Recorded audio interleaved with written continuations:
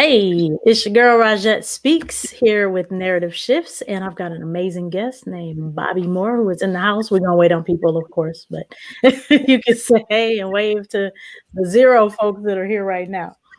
Hey, everybody. We'll just wait for a little bit. Just a little banter, I guess. How was your day? How are things going in your neck of the woods? I can't complain. I'm in Seattle, as you know, Hmm. which is not the sunniest place on earth. So, dealing with the weather and quarantine and all of that. But yeah, good. I can't complain. Okay, good. Is it a pretty is it a mild climate in terms of temperature right now, or like what does that look like in Seattle? So Seattle is it's interesting because this everything is between 40 and 80. So it doesn't Hmm. hardly ever get colder than 40, and it never gets much warmer than 80. But if you're ever outside of 40 to 80, all hell breaks loose. Is that right? If it snows, people are like, I don't know what I'm doing. If it's too hot, people are complaining like it's too Okay. hot. Hmm. So yeah, Seattle just stays in that, like, is ultra moderate in all senses of the word. Okay. And but it's good though, because it's really, I mean, I think Seattle gets a bad rep in terms of weather. It's Mhm. really gorgeous out here. And when it's sunny, like, there are very few places I would rather be. So I Wow. mean, mountains and it's lakes, and so it's really scenic. But yeah, you got to deal with a little bit of rain. Stuff Okay. that's green without having rain. So that's kind of the trade-off we get. I love that. I know it appears to be pretty cloudy in most of the pictures that I see, or that's sort of the what everyone talks about is how cloudy it is. That there's not much sun. So like in a typical year, on average, and I mean I'm sure we could look this up, but in a typical year, how often is it sunny? It's sunny end of June through September. Okay. Well, that sounds like Michigan. And then it's raining.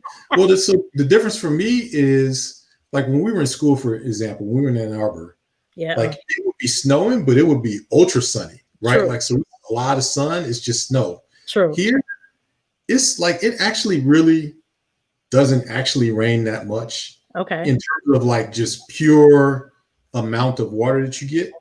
Like, it's not like pouring all the time. It's just Hmm. drizzling all the time. So it's just really overcast. So if you have Gotcha. an issue where you need sun in order, like, if that affects your mood, for example, which it never has, like, I don't really have this problem as much. But if Okay. you do, you got to travel, right? Like, Hmm. because it can be overcast for months at a time, right? Mm. Like, and you'll see the sun if you are up, particularly if you're working, right? Like, so if you're up early, it might be sunny, and then it might be sunny some point during the day. But a lot of people are indoors, right? Like, in the Gotcha. office or doing whatever. And so, like, you just don't see the sun, or you'll miss it, right? Like, it might be sunny for a second, you might miss it. So I think, for me, I've always thought every so often, just hop on a plane, go south, Southern California. It never rains, apparently. Right. That's a You big get some deal. sun there. Go to Vegas, get some sun. Yes. But yeah, here in the summers, it's gorgeous. Okay. I gotta get out there. I know everybody has told me this, and I just haven't made my way. So maybe next year, maybe when all the COVID restrictions are lifted and things are in a new normal with a semblance of some ability to travel, move around a little less cautiously, then I think I'll make that trip. I'll hold you to that. Yeah. All right. All right. I'm there for it. All right. So we've got one person on, and we will speak to that one person. So again, it's your girl Rajette Speaks with Narrative Shifts. This is where we are redefining and reframing the narratives that go out about us. And today I've got wonderful guests with me. Bobby Moore from Detroit has been living in Washington for some time, and he'll tell you a little bit more about himself in a moment. Welcome to the show. Thanks for joining us, Bobby. Thank you. Thank you. I'm happy to be here. Yeah, appreciate it. So tell us a little bit about yourself. Yep. So, like you said, born and raised in Detroit. Uh, I don't think, like, I never left Detroit, really. So my entire childhood was in Detroit. I mean, I think really in terms of traveling, I have family in Chicago, Mm. family in Texas, family in Mississippi. And that was my, kind of childhood travel, like Florida, maybe Mhm. a little bit of Canada. but that was about it. So I graduated from Detroit Renaissance High School, Phoenix, go Phoenix. Went to University of Michigan, go Blue. Did the 5-year plan there in engineering. My degree was in computer engineering. Came out, got recruited to Microsoft my junior year. So I interned my junior year there, interned my senior year, went out full time, thought I was going to go back to grad school, decided I didn't really want to go back to grad school, and been in Seattle ever since. So I've been in Seattle for about 22 years now, roughly. Okay. And done a lot, still at Microsoft. So I've been at Microsoft all that time.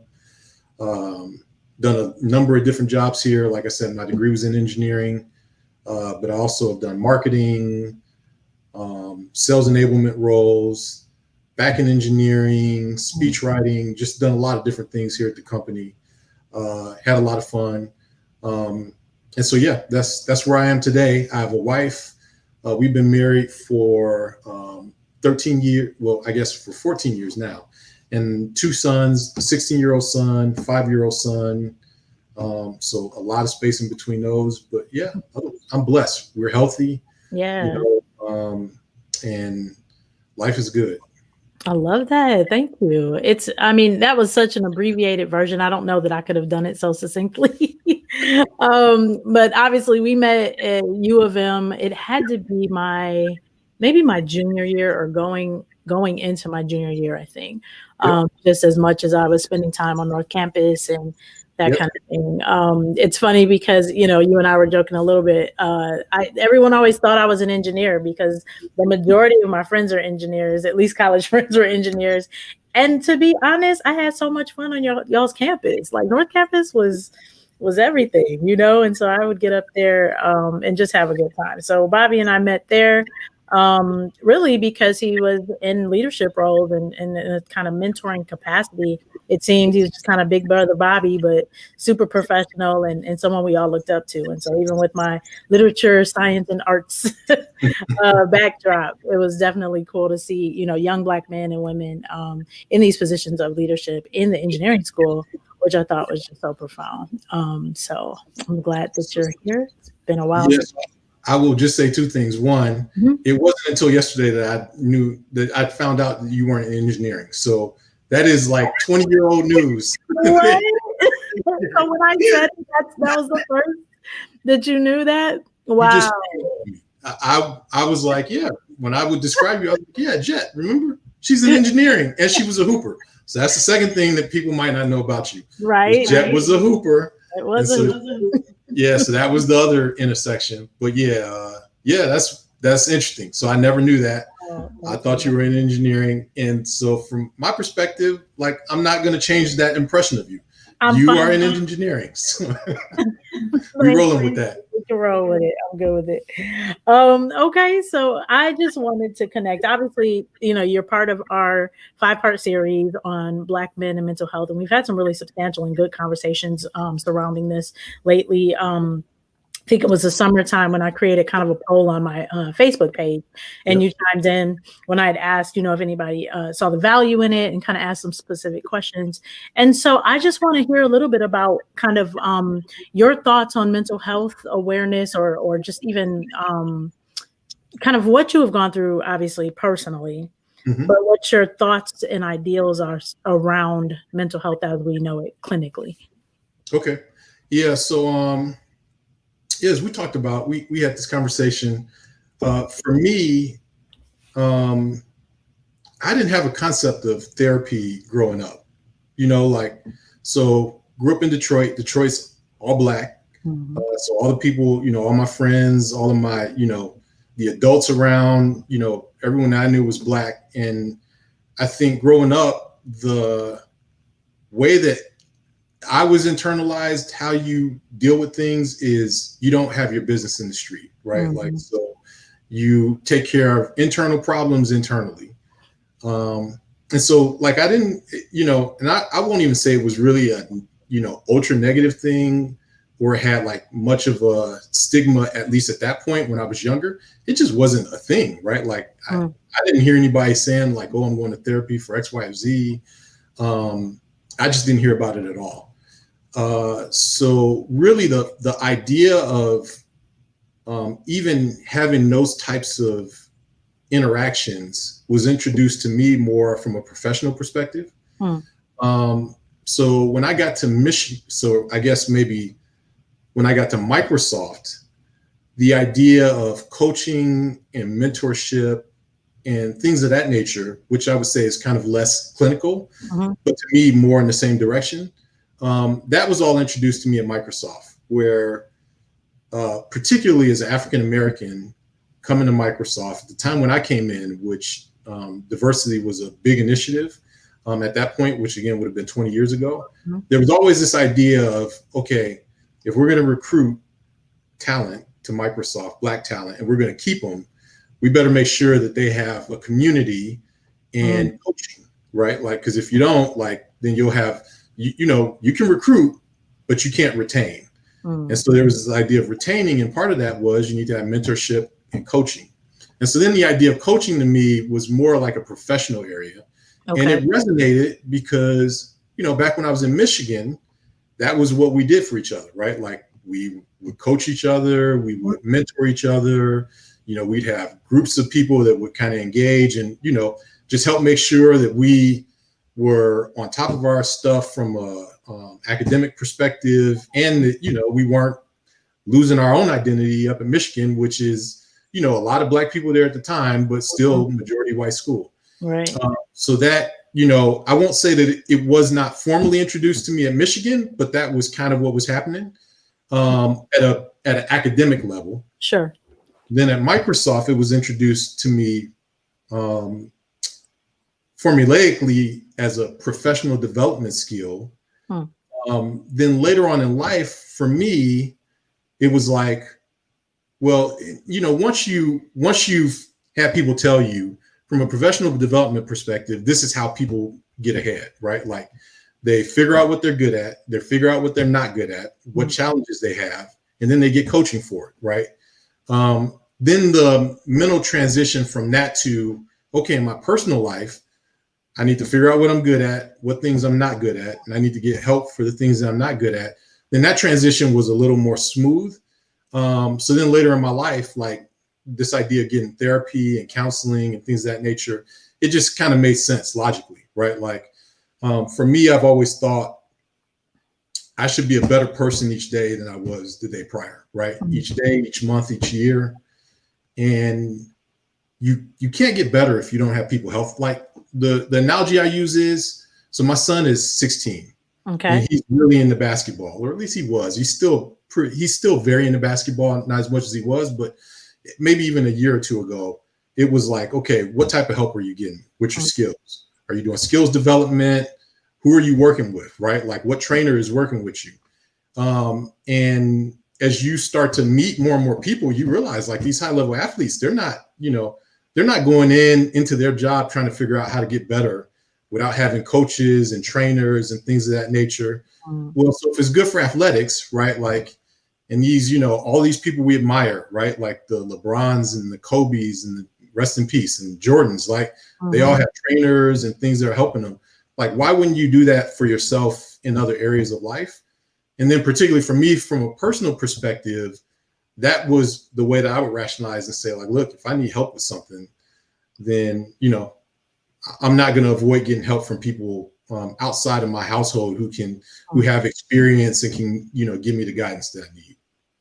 I think that's an amazing answer. I'm thinking about our time at U of M. And so you did sort of, wrap that up really nicely in terms of the fact that we did offer coaching. We did a lot of peer-to-peer coaching. We did a lot of, we had just a lot of wonderful examples of those who were coaching us, that we got to spend some real intimate time with and really learn the process of mentee, mentor, someone who's going to be teaching, and it being a lifestyle type of deal, right? Not just we graduate, we had some, mentors, and then we were on to the next. It kind of, I believe, it built something in us in terms of us continuing to seek out, okay, if we want to be like this, or we want to have this type of success, or whatever the case may be, you know, maybe it's a matter of somebody that needs to quit smoking. Okay, if I want to quit smoking, what does that look Right. like? It's finding people, aligning yourself with people who have already done those things, or who've been able to, you know, like get out of a situation. Right. So I love that was kind of just, it seemed to be groomed in you in a lot of ways, you know, pretty early, which I would say is quite the anomaly, Right. you know, in our community, and just really young people, I think, like across the board, to be honest. So thank you for sharing that. Do you find that it was reinforced? So you spoke about this personal side of things. You find that it was reinforced other ways aside from you having this awareness of, this works over here in my academic and professional life. How can I apply this to my personal life? Do you feel like there were other areas even where you were able, hey, Real visitor. it's fine. Do you find that there were other areas that you saw that come up, or you had the opportunity to participate in sort of these intimate sort of small group situations, or, you know, one-on-one with someone? Yeah. So outside of, you know, the stuff that we talked about from a professional development perspective, then so for me, the way I got into formal, what I would call formal counseling, effectively therapy, was really down two paths. One, well, let me see, because they both are actually really related. So we had a couple, my wife and I had a couple that we really, really admired, or we really admire today. We were actually really good friends with them. And they're a little older than us, but they had really been sharing with us just about their experience from a marriage perspective. So it really kind of started around this idea of marriage and parenting, because they also have kids that are the same age as my oldest. And so their feedback was like, look, you know, we have these issues with, you know, our relationship as a couple, these issues with being a parent to kids, these issues with, you know, like the world around us.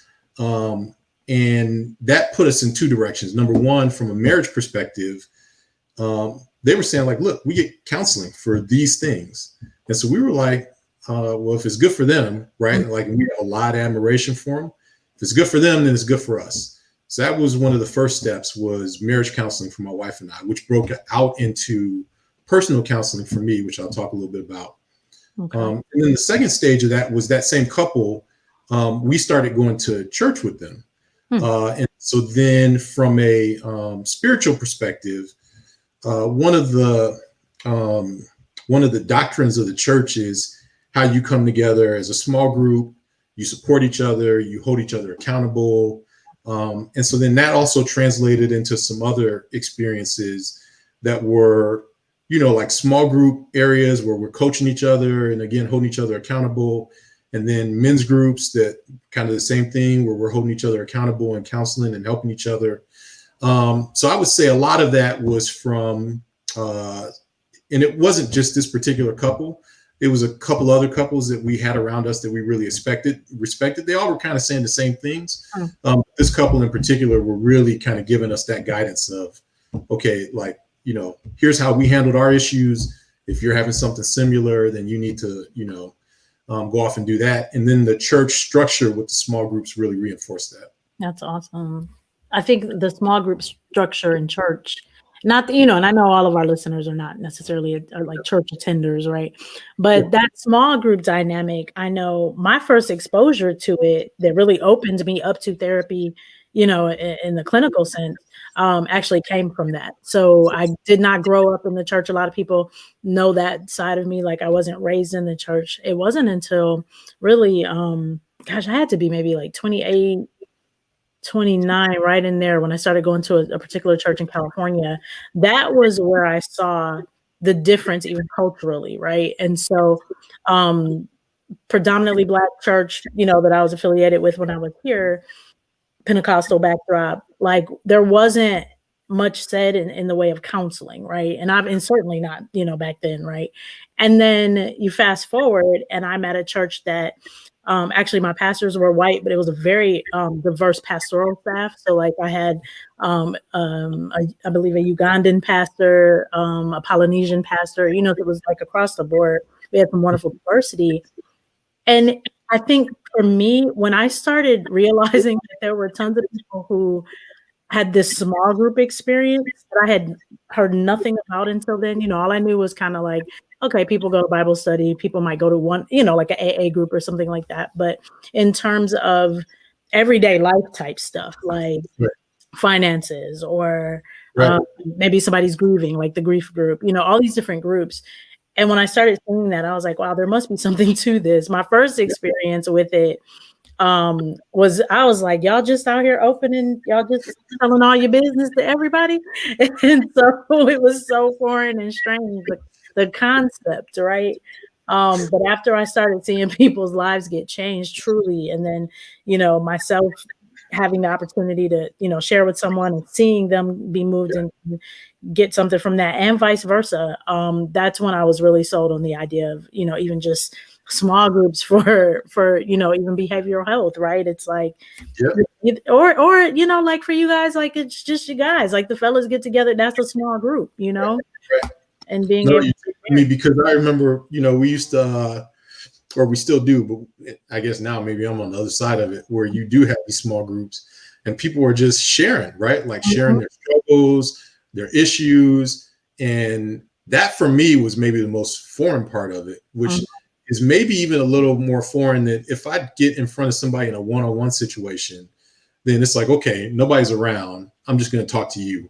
But then when there's a group of people and you're like, that might be too much information. Right. Exactly. Like all of this personal stuff being shared, but then what you find is that one, people have the same problems, right? Like, or maybe let me say that different, because people don't have the same problems, but you don't necessarily have a problem that's unique to you, right? Correct. Like it's maybe the best way to put it. Something that someone's going to share is something that you relate to, or something that you share is something that someone else has either the same struggle with, or the same, issue, or the same experience. And that makes you feel like you're not alone. And I think that for me was one of the things that I really embraced about that type of environment, where you're sharing with other people, is that, you're not alone. And then these people, someone else in some case may be able to say something that is encouraging to you, or sparks an idea for something that you can do to make yourself better. So I feel like, one of the things that, particularly as Black people, right, like we just don't share what we're going through this is a stereotype, so I should not stereotype this, but I would say I unfortunately did not have a lot of experiences where Black people were sharing things with each other in a productive way, right? Like, it's not that you don't know what's going on in so-and-so's, life, because somehow their mess is getting out, but it's not productive, right? Like, it's shared by way of gossip, or by way of, after the fact, after some horrible has happened or terrible has happened, then it's shared as like tragic news. But, ensuring that ahead of the curve, you're sharing these things in a productive way around people that have experience and have education around ways they can help you. Like, I think that's one of the things that it's been helpful for me. And I think we could, as a community, do better. Yeah. I think you're absolutely correct with that. We have had such a stigma or some type of barrier, as it pertains to what we should share, what we shouldn't, what we need to keep close, what's family business, and that being so contextual in terms of our cultural backdrop, just history. And so I think what I like right now, and I've shared this I think on a previous episode, how I'm seeing even in the school systems right now with social emotional learning, right? They're getting the opportunities to actually share as well, in like a small group, in what we call restorative circles in the classroom, where they can have these, real kind of bold expressions, not be judged, understand it's a safe space, and all these norms are communicated, with these techniques. And I love that our young people right now are getting that opportunity, because it's breaking down what has become the norm of not sharing and not being healed, and in turn oftentimes having health challenges as a result, right? Yeah. So that whole connection there. So I do appreciate you sharing that aspect. Definitely had a few more questions. So let's see, where was. Yeah, I think the it's key. I love to hear, because I'm not as familiar with this.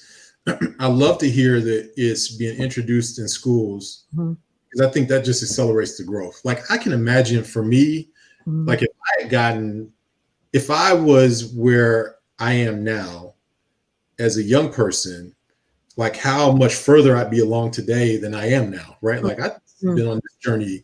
Like, this is Bobby's in his 30s journey, not Bobby's in his teens, right? Like, and so I feel like hopefully they're getting accelerated learning from starting early. Because I will say, like, kids now don't have it easier than we have it as it relates to many things. I think that's another myth, is that, things are a lot easier. Like, things are more accessible. Things are, like, there's way more exposure for a lot of things than even what I had. And I felt like I had pretty early exposure to a lot of things. Sure. But it's nothing like what I'm seeing with kids today, like across the board, right? Like, of things that if not handled properly, can degrade your ability to develop in the way you want to develop, whether it's introduction to sexual materials and sexuality in a way that maybe kids aren't necessarily don't have the tools to deal with, introduction to drugs in a way that kids don't have tools to deal with. Like, all of that is happening. I talk to, kids in our church that I mentor. The stuff they're telling me, I'm like, I wasn't exposed to that stuff until college, right? Like, maybe after college. And these are like, 15, 16, 17-year-old kids. And so, yeah, I do think I'm glad the kids are getting that experience earlier, because, the stuff that the exposure is happening earlier. That's true. Yeah. Social emotional learning has become, I'm sorry, I'm hearing feedback a little bit. Okay. Social emotional learning has become such a big, I guess, phrase. It's almost trendy now, right? But it's important. And there are a lot of schools and districts who are definitely spending time to make that a priority. And so, my school in particular, we have a SEL period, right, where we actually talk about, some of these, just the other day, what was ours? We were talking about respect. Right. And just kind of, going through what it means to be respected. What is your definition of respect? We talk about having mindfulness for kids, just take a moment, and just kind of read through it, take a moment and practice gratitude. So, yes, it is definitely something that's very much in the forefront, I believe, in a lot of districts, at least around here. So I'm sure it's, pretty much nationwide, but it definitely is something that's happening in the Detroit area, which is great. Good. So I wanted to know how would you encourage someone who might be on the fence about, either attending therapy or a small group? If you wanted to share anything else. I know you mentioned that you had some kind of what led you to the personal counseling. If you wanted to get into that at any point, you can share that as well. But definitely want to know how you would encourage someone to go. Yeah. Okay. Let me answer the first part, the second part first, which is, so when my wife and I went through marriage counseling, one of the things that, or as we go through marriage counseling, because to me it's a lifelong journey, one of the things that became obvious to me is, like, I didn't necessarily always have the best way of internalizing interactions with women, if that makes sense. You know what I mean? Like, so, which to me affects like all aspects of my life, right? Like professionally, personally, my marriage. For example, one of the things that I know a lot of men struggle with, this is a struggle for me, is like how you objectify women, right? Like, so you see a woman and immediately, like, you place her in a category of how they look, what other characteristics they have that don't have anything to do with the way that you're relating to them from a personal perspective. And so I had a couple of friends that had daughters, and I think if you have a daughter and you're a man, I think you start to maybe get a little bit of insight into what that means. Mm. But I've had sons, and so I still am like a little bit abstracted from that. Sure. But just this idea of like, okay, I'm trying to have a productive relationship with my wife, and then I'm just objectifying every woman around me immediately, even sometimes subconsciously. Sure. When that was brought to my attention and the impact that it has on the other interactions that I have, like, it was kind of interesting to me, you know, that some of the downsides of having that as a trait, and this, you know, fairly normal amongst men, and what it means to really dig into that and understand what it means, and then start to walk some of that back. So for me, that was, you know, that was part of it. That was a big part of it. In addition to the way that I communicate in general with people around me, understanding myself. I'm particularly introverted, not like dysfunctionally, but I am heavily introverted. So like what that means for the way that I interact with other people, and how, and the rules and the tips and tricks for how I should be interacting with people, and kind of being aware of my own energy level as it relates to being introverted. Like those are all things that I've learned over time that has been like priceless for me in a lot of different situations. Sure. So then going back to your first question, the way that I would try and encourage people who really are on the fence, for me, I think you are in one of two camps. You either don't think you have a problem at all, in which case I think, you know, live your life, right? Like if you don't have any issues, you know, live your life, right? Like I personally think anyone who thinks that, and particularly if they're Black, they probably are fooling themselves. Like I can tell you, if you're Black in America, you've experienced some level of, you know, trauma, right? Innate trauma, right? Like, so there's probably something going on. But if, you know, like if you don't feel that, then that would not be the person that I would start with and trying to say like, oh yeah, you need counseling, right? Or you need therapy or these other things. But if you sense you have a problem, or something that you feel like you want to improve about yourself, then what I would say is, again, I go back to that athlete analogy. Like there's nothing that you're going to be able to do to improve yourself that doesn't involve getting coaching from someone else or getting help from someone else that is really going to be the optimized way of doing it. So you can read books, and, you know, you can try and self counsel, and maybe it works, but it definitely won't be fast, right? Like it's not the optimized path for doing it. So I would just say, like, you know, try it, right? Like try it. If you don't like it, then, you know, keep pushing. But for me, and for what I've seen now, and for what I recognize to be a model for success, you got to have that outside help. You know, you got to be able to communicate with people that have education and have more experiences than you do, and let them help you, right? Like, and then I would also say, a lot of it too, there's a certain comfort level, there's a certain vulnerability that you have to have, and that's the tough part. There's also a comfort level that you have to find with the person who's counseling you or giving you therapy or whatever that dynamic is. So you want to be, you know, you do have to give some thought to how you go about it in order to achieve maximum results. But I would just say, like, you know, try it, give a little bit of thought to it, try it, and that, for my money, it's the effective way to go about these things. Nice. Thank you for sharing that. You know, one of the things that's so interesting, and I love that you're bringing to the table the coaching dynamic, the mentoring dynamic, because, you know, there are some barriers that we've talked about in the previous shows. Obviously, one of those barriers being financial for some of the people who might be watching, right? Yeah. Other barriers are what you said, where someone that's like, I don't have a problem, I don't need any help, you know, so that's its own barrier, right? Eventually they'll come to, you know, have come to Jesus moment or whatever, so that they can get what they need. But I love that you're bringing in another dynamic here, in terms of the coaching and the mentoring and personal counseling that may not have been necessarily in the vein of clinical or cognitive type counseling. It speaks to the fact that you still need help.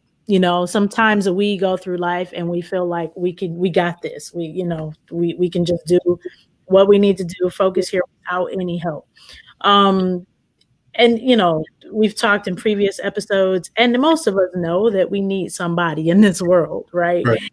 And two is better than one, in my opinion. And so, when it comes down to just asking for help, sometimes that's difficult for people. A lot of times we find that people hit this proverbial rock bottom, right? Before they end up reaching out. And, sometimes it's so many times we don't have to hit that space.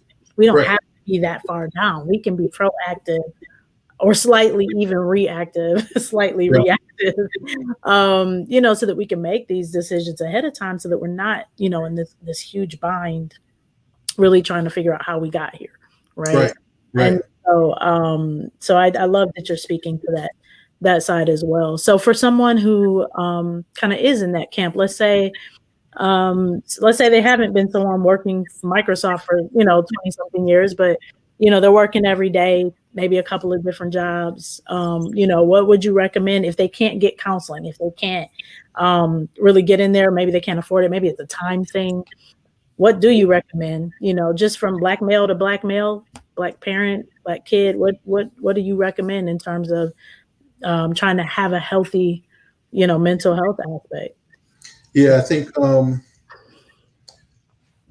for me, where it started and what I'll say, in general, is get a sense for, like, let's say that all other things are off the table, right? Like, in just the basics. Who do you admire, right? Like, who do you look up to in the world, right? Like, and you say, like, this person has their stuff taken care of. Or you see this person, man, they had this issue, and now they're at a different point where it seems like they don't have this issue anymore, or they don't have this issue as much as they had it, right? Like, and go talk to those people, right? Like, that for me is probably one of the main things that you can do. If you just don't have anything else going, just ask someone, like, what have you done to achieve this level of success or evolution or whatever it is that you see about them, and then try and take tips and tricks from what they're doing. Because what I think you'll find is that person has gone to see someone, right. And then that person is basically going to say, well, here's the things that I did. And then you'll basically begin the third party, which is maybe not as, again, maybe it's not optimized as if you were going directly to the source of the education, but at least it's something, right? Like, it's something that's better than nothing. So, so whatever the issue is, if you think you have identified something as somebody that is advanced to where you see yourself, then go out and ask that person, right? Like, you hear so many success stories across the board. Like, you hear about somebody who, like, all of the people, not all the people, but you hear so many success stories about people who are financially independent, as an example. And they're like, yeah, I used to be in loads of debt and blah, blah, blah, blah, blah. And now I'm financially independent. And then, like, you're like, okay, so how did you do that? And the first story they'll say is, well, I knew this person, and this person was doing blah, blah, blah, blah, blah. And then, so I started doing it, right? Like, it works, right? Like, imitating success to get to be successful, it actually works, right? Like, there's a reason why that exists as a social construct, right? Is because it actually does work. And so that's where I would start, right? Like, if you just didn't have any other wherewithal, I would just start and finding somebody that is where you want them to be, and then figuring out how they got there. Okay. And so not just even in the terms of success, or what we would maybe define success, right, in the Western context. But, if this is somebody, got healed from something, or someone used to smoke and they're not, you don't want to be a smoker anymore, or something to that effect. It's like, I would say like, so if you, for example, if you have anger issues, right? And you've seen somebody out there that used to have anger issues and now you notice they don't have it anymore. That person did something, right? Like they just didn't wake up one day less angry. So something happened, right? Like to make that happen. So go ask that person what they did. If you feel like you have a problem with like, just pick any vice, right? Like alcohol, pornography. Pornography is probably a tougher one because most people aren't really suggesting that they have an issue with that. But alcohol, cigarettes, etc. Find somebody that had that issue and is now better off than they were. And they'll tell you what they did, right? Like my experience is most people that have had success getting, and when I say success, I don't mean like to your point, like the Western definition of I'm rich and, you know, blah, blah, blah, blah, blah. I mean, I had a goal and I achieved that goal, right? Like, so if your goal is you smoke, you want to stop smoking, go talk to somebody who used to smoke and they're not smoking anymore, right? Like if you find that you drink too much and you don't want to drink as much, go find somebody that, you know, used to drink a lot and doesn't drink as much anymore. If you don't have the marriage that you want to have, go find somebody that didn't have the marriage, you know, that was great and now they do, right? Like if you want to raise, you know, successful children and whatever the definition of that is, just find somebody that's doing it, ask them. And most people won't have an issue sharing their story and sharing their tips and tricks. Like no one's trying to hoard information that I know. Right. And so again, if you don't have any other wherewithal, like try and find somebody that you've seen be successful and that will help put you on the path. That's been my experience. That's fantastic advice for sure. I do have a question. I know that you probably have a pretty full life, right? You have all these components to your life. I kind of stay away from the term busy. I hate that word actually, but so you have a pretty full life. And you actually come across as a very balanced person. So you've definitely been working on a lot of different things. I can hear that, you know, just based off of the couple conversations that we've had lately. I want to know, you know, how does Bobby maintain the calm? How does Bobby maintain the peace? You know, with all the things that are going on, being a Black man in America, working for a company like Microsoft, you know, obviously managing your household, being married with children, and all the familial responsibilities. You know, how do you get to a place of calm in a day? Do you have a routine that you follow? Do you, in terms of self-care, what does that look like for you? That's a great question. I don't think I'm great at this. I think I can get better. Okay. This is the area where I'm going to be searching help, I think. But I will say, for me, a couple of things. One, I have found when I'm better off, it's because I have given a lot of forethought to my week, right? Like to my week, maybe even, you know, to my month, but definitely to my week, okay. Right? Like I've just tried to stare at it for a minute and be like, okay, I got to accomplish these things.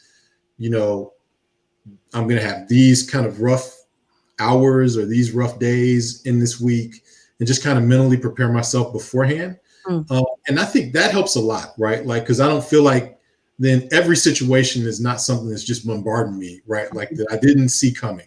A lot of it for me is setting myself up mentally, right? Like to be prepared for a tough conversation, a tough interaction, or a heavy, you know, high volume day, or a lot of context switching where it's like, okay, I'm working now, but then I have to deal with the kids and then I have to do this, then I have to do this. So for me, a lot of it is like just setting that mental preparation up front. And then of course, things are going to come that I don't expect, right? Like, but at least the things that I can control, I'm doing my best to control it. And then that also means that I am also setting apart time for me proactively to be mentally healthy, right? Like time to meditate or time to work out or time to, you know, spend time, you know, downloading with my wife or spend time talking to friends or, you know, like, so I can kind of fit that into my schedule. And then you know, like the other thing for me is I try to be, and everyone everyone doesn't have this. This is a privilege that I have that I don't think everyone has, but I Okay. think people have it maybe a little bit more than they think they do, which is the ability to really say no to certain things, right? Mm, Like be thoughtful about what, So I'll go through a week, and if I know it's a really busy week, then I'll immediately just start saying like, okay, these are the things I'm not going to do, right? mm, Like this is going to be a work week. I'm not going to do all of these things that I would normally do from a family perspective, or this is going to be a family week. I'm not going to do all these things I think that I had planned to do or that I would normally do from a work perspective, and really just kind of just being as hardcore about that as you can, because to a certain degree, you have to be your own Calvary, is mm. it for some of these things, right? Like like, and again, like I said, I'm more privileged, I think, in this respect, but I think people have a little bit more freedom than they give themselves credit for, Okay. and say no, right? Like, no, I can't do this. I Hmm. can't do that, right? Like, or I'm not going to do it now, or maybe not necessarily no, but later, right? Like, I'm not going to do this at this particular moment. I'm going to do it here when it actually fits into my schedule, and not be so much a slave to the things that are happening around us. I think that's helpful. And then the thing that I try and do as well, that I don't do as much of a great job of, is I actually try and disconnect from Mm. from the outside world. And by the outside world, I mean social media Yeah, and good. news, right? Like for me, if I spend too much time, like I want to spend enough time that I'm educated and I know what's happening around me, Mhm. and I'm internalizing those emotions to a certain degree. But if I'm in too much, like then now I'm just triggered all the time. You know Right. what I mean? Like I Absolutely. pay attention to like I just be triggered all the time. I'd be Mm. walking down the street, just getting mad at people for no reason, right? Exactly. Like just assuming that I know what this person's about, and now I'm mad at you for no reason. You Yep. know what I mean? Like I just always be triggered.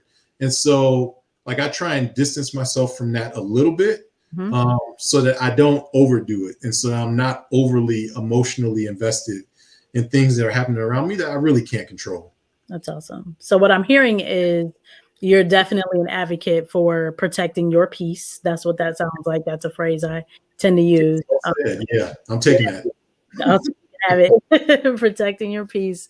And I also heard boundaries. I mean, knowing when to say no, knowing that no is an okay answer. I tell people like no is a complete sentence all by itself.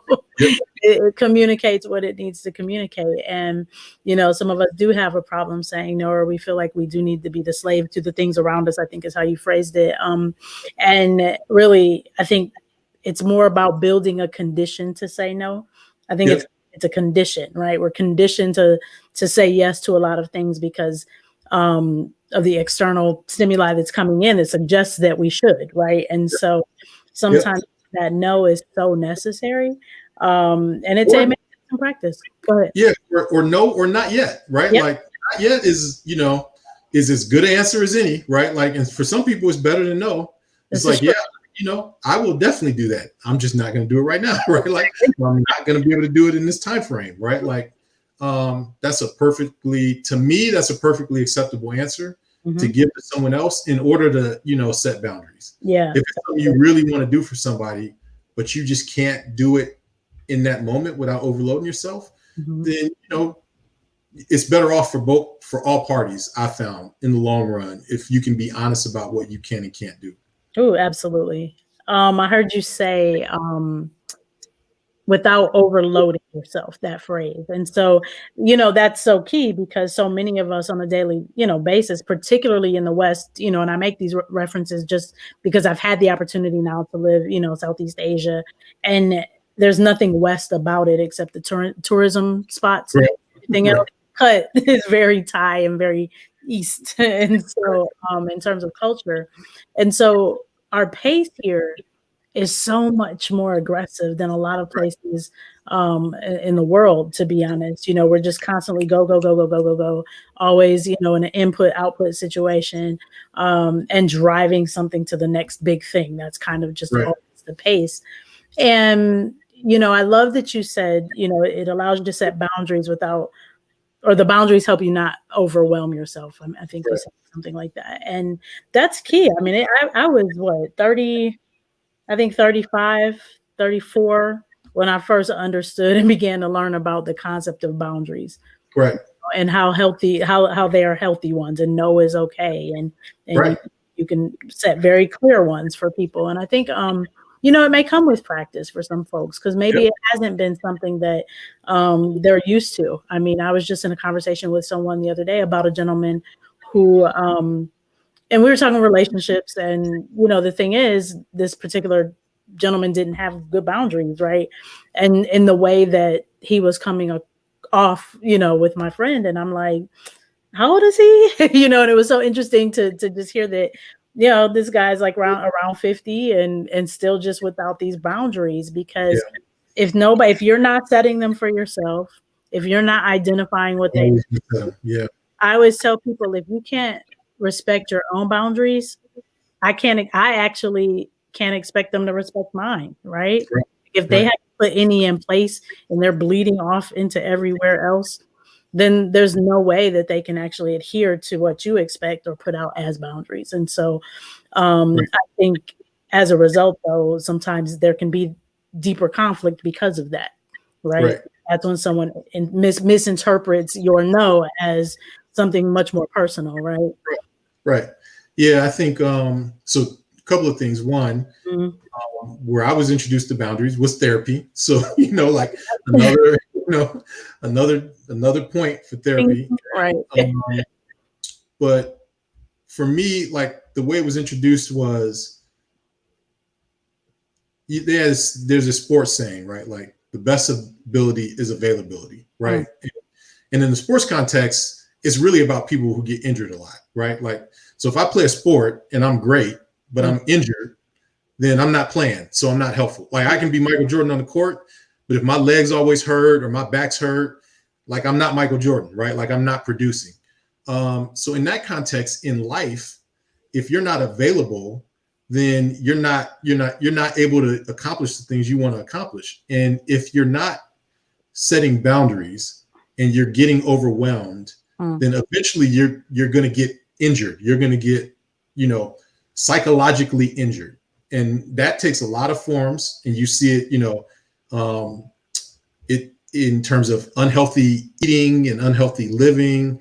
And then, now you got diabetes or you got heart disease. Now you're not available, right? Like either at a professional level or for your family, or, like strokes, heart attacks, all these things that, afflict black people on a regular basis. Stress that is a killer in our community and leads to other things that I think that we don't necessarily put two and two together in terms of the effect stress has on us, lack of sleep. All of these things are making you less available for whatever it is you want to be available for, whether that's your family or your job or your church or whatever, right?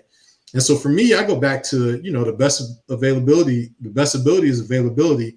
In order to do that, I have to have these boundaries so that I can show up being my best self, wherever it is that I want to be my best self, whether that's in my marriage, my family, my work environment. And so for me, you have to do it. It's counterintuitive because you don't want to hurt people's feelings.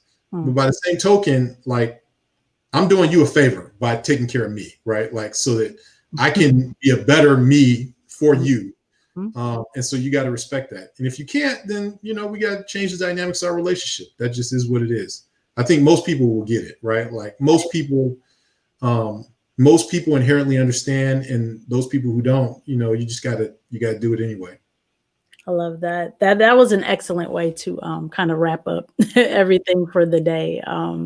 Great points. Really appreciate your contribution. I'm going to have more energy the next time. So what the audience doesn't know is I had to take a little bit of medicine before the show, and I'm like trying to push through it. So there's some transparency for narrative shifts. Anybody's like, what's wrong with her? Why is she like so? No, you're fantastic. Well, thank you. You too. So I definitely appreciate you coming on.